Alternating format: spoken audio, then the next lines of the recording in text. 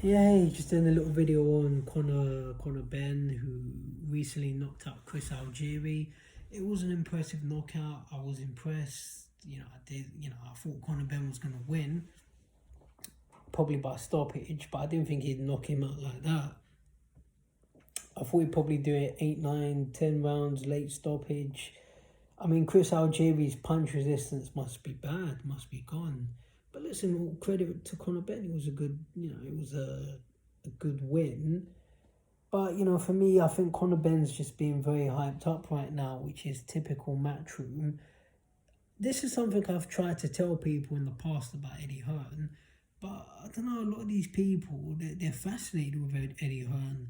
They think Eddie Hearn, I'm talking about some people, I'm not necessarily everyone, but they think Eddie Hearn's amazing. Oh, Eddie, he's a great man, and Eddie Hearn's got the magic Jack and the Beanstalk beans. Eddie Hearn can do no wrong. Listen, I don't mind Eddie Hearn. I see opportunities for he and I to work together if I put the effort in. I first interviewed Eddie Hearn, when was it, 2010? Been a long time ago now. So I interviewed him recently. I appreciate he let me. Obviously, even though my channel's not as big as the others, as he knows, I have nothing against him. I wish him well. And obviously, if Eddie Hearn does well, it creates opportunities for me to, try and work with him, try and do. Well, anyway, I don't want to go off. Well, look, what I'm trying to say, I'd prefer Eddie Hearn does well than Fish Eyes Frank Warren. I don't get on with Fish Eyes. No matter how much money was on the, I wouldn't work with Fish Eyes. So look, I want Eddie Hearn to succeed, but I just think some of the choices he makes are foolish. Like, take Conor Benn, like, you're hyping this guy up too much. You're not building him properly. You're not getting meaningful fights, meaningful challenges. If you watch the last fight that Conor Benn had, I can't remember the guy's name, but I did watch the fight. It's just been a long day here in Manchester. I'm a little tired. What was the guy's name? Adriano, something or other. But I have seen the fight.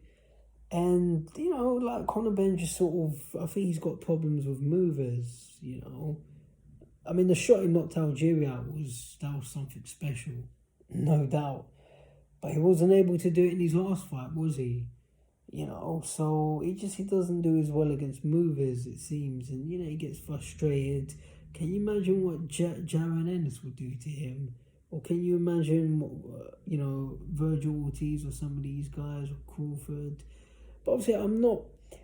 You see, you're not getting him meaningful, challenging fights where he's being tested, and then he knocks this guy out, this Algerian. Oh, he knocked him out, but it doesn't mean you're the best in the world. Well, let me see him fight David Avanesian, and then we can gauge how good he is. And then they're calling out Amir Khan and Kell Brook. To me, I don't really like that about Eddie Hearn. That's something I want to question him on.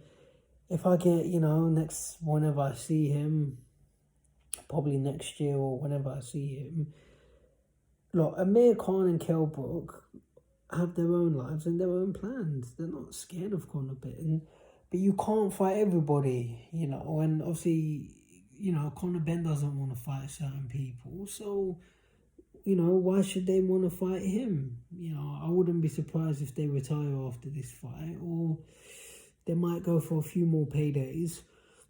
Does Conor Benn bring the biggest payday? I'd say no. I mean, a lot of boxers are motivated by paydays. They're motivated by getting the biggest amount of money they can get.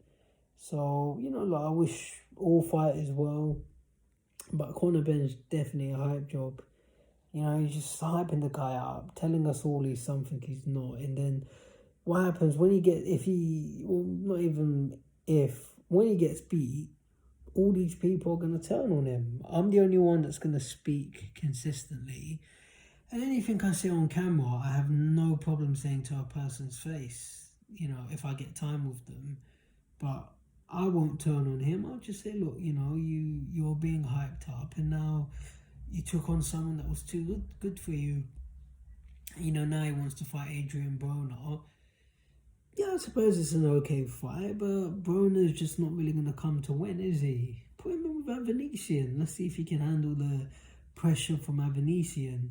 But you keep calling out these old men, these guys that are years past their best, Broner, Khan, and Brook. And I'm not saying that they can't beat him.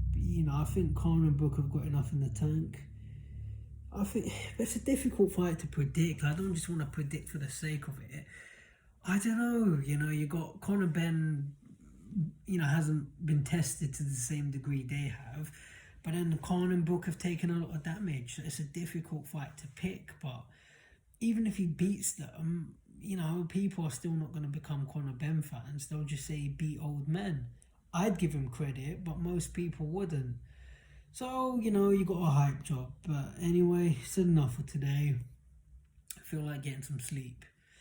Take care, everyone. Have a great week.